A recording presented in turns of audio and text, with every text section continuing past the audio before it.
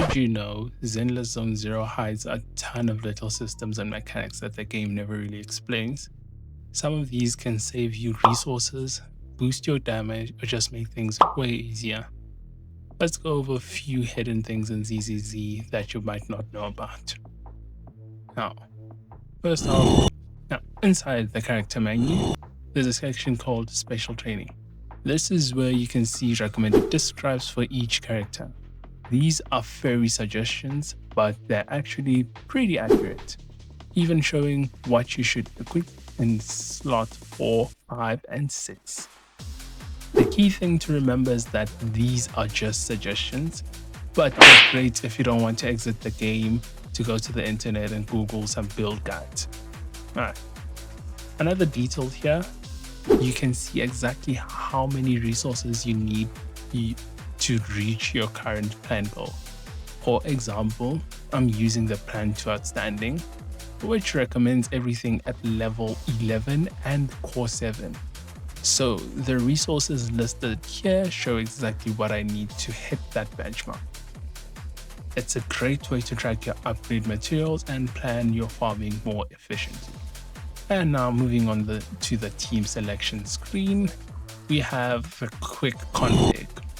Now this is a quality of life thing, so don't expect too much from it. So when you're setting up your team, there's a feature called quick config.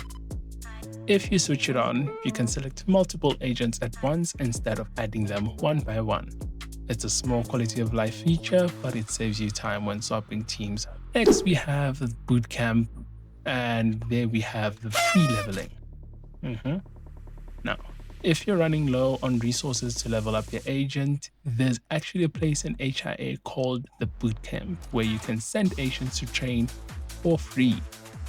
Now, while they're in Bootcamp, they'll passively level up over time, and the best part, you can still use those agents in combat while they're studying.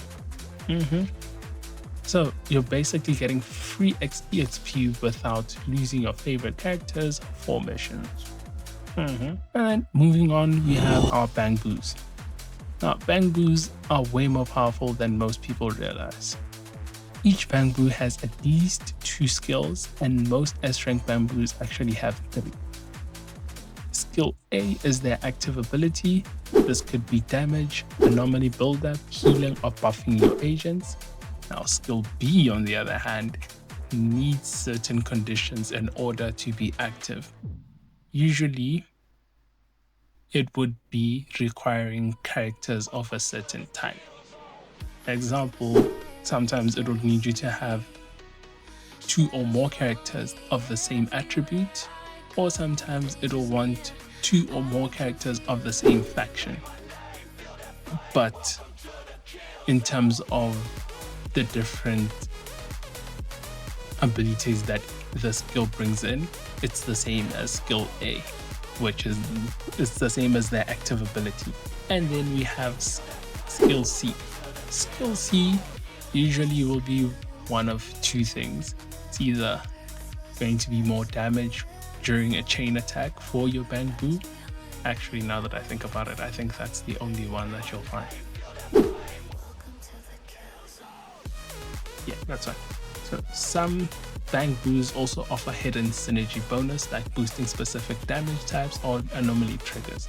So if you haven't checked out your Bangboo's skill list recently, it's worth looking at. There might be a passive buff that you're not using. And then moving on to the combat stuff. These are the hidden mechanics that ZZZ doesn't really explain well. Alright, first thing is we have anomaly trigger debuffs. Now, most players don't know that every anomaly attribute comes with a built-in debuff. Now, here's a quick rundown. For physical, we have assault and flinch. Flinch increases enemy daze buildup. For ice, we have freeze and frostbite. Freeze stops the daze bar, and shatter happens when you hit a frozen enemy. Frostbite increases crit damage taken by the enemy. And then we have fire, which triggers burn. Burn deals continuous damage over time. Next we have electric, which triggers shock. And shock deals frequent tick damage and can interrupt enemy attacks. And finally, we have Ether, which triggers corruption. Now, corruption makes enemies weaker to Ether for a short time. Next on the list, we have saving anomaly triggers. Now, here's a mechanic most people completely miss. You can save an anomaly trigger if you swap to an agent right before it procs. You will have that full bar until you hit the enemy with either the same character or a character of the same attribute. Now, this is very super useful in triggering disorders. And next on our list, we have double chain attacks. Now, this one sounds very fancy, but it's pretty simple once you know how it works.